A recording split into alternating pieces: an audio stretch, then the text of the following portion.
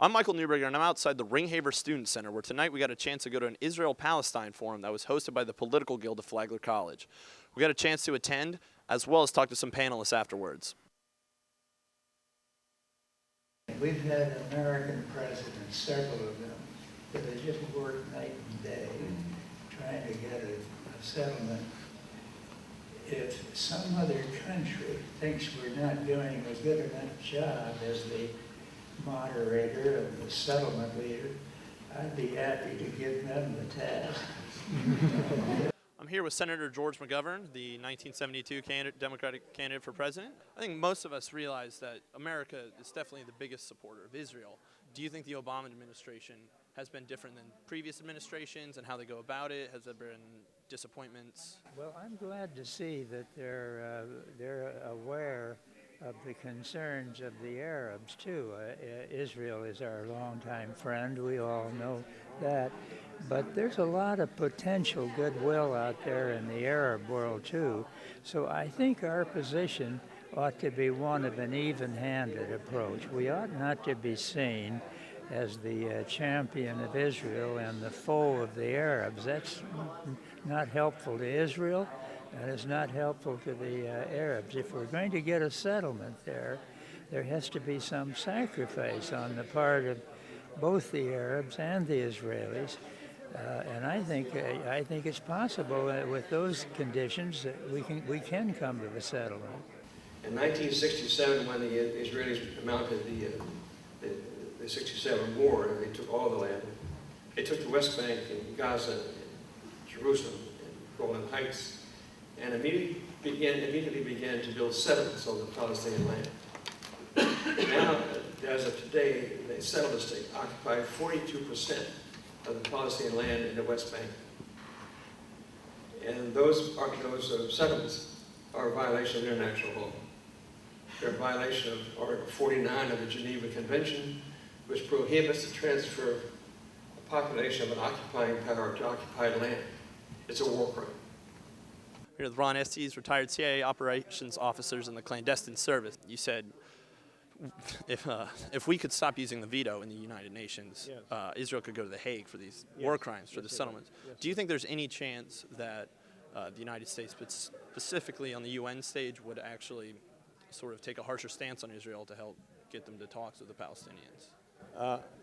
I don't think it's possible right now, but if you notice recently, the Palestinian Authority has petitioned the Security Council to declare these settlements illegal.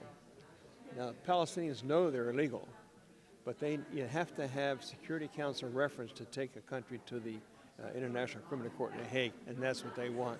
Right.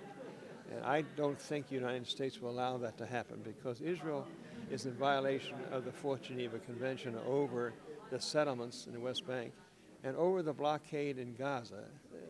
Article 33 of the convention forbids the collective punishment of civilian population. That's clearly what they're doing in Gaza. And I don't think the United States yet we couldn't politically domesticate allow them to go before the criminal court. Right? I think we won't allow it. Again, if I may just, as a jest, lay it on the table, we probably don't have time to go into this debate, but I think that Iran is the common enemy of the region. Mm-hmm. And I think that maybe in the long run, Palestinians, Arabs, and Israelis will join together against Iran. Right? I'm here with Ambassador Martinez Caro. You're the ambassador to Zimbabwe, Malawi, and Malawi and Zambia, I was, yes, for 4.5 years. Yes. As well as I'm now in the United Nations office in Vienna. All right. Mm-hmm. We've kind of seen from the, I guess, extremist standpoint that, we brought up Hamas in Palestine, and then the government, from my understanding in Israel, has seemed to be becoming increasingly conservative. Yes. Do you think international support can get basically either side to tone it down, I guess, in terms? I think, as I said, that progress has been made. Israel has accepted the two-state solution on the one side. The Palestinians accepted 20 years ago the Land for Peace proposal. And I think that we have seen a tendency of radicalization towards conservatism, be it radicalism in Hamas or be it conservatism, pure conservatism in Israel. But both sides are going to have to make concessions. I mean, that's a fact. And I would say that historically you can make concessions, more concessions when you are strong. And I would think that Israel will have to come up with concessions, and probably will have to do it sooner than later. Again, I think that the mediating role of the United States is very much in question now. But I honestly do believe that it is only up to the U.S. to get the conflicting parties around the same table to arrive at a settlement. Israel-Palestine relations are a highly contested topic, and the panel tonight showed more insight into the actual problem. This is Gargoyle News. I'm Michael Newberger.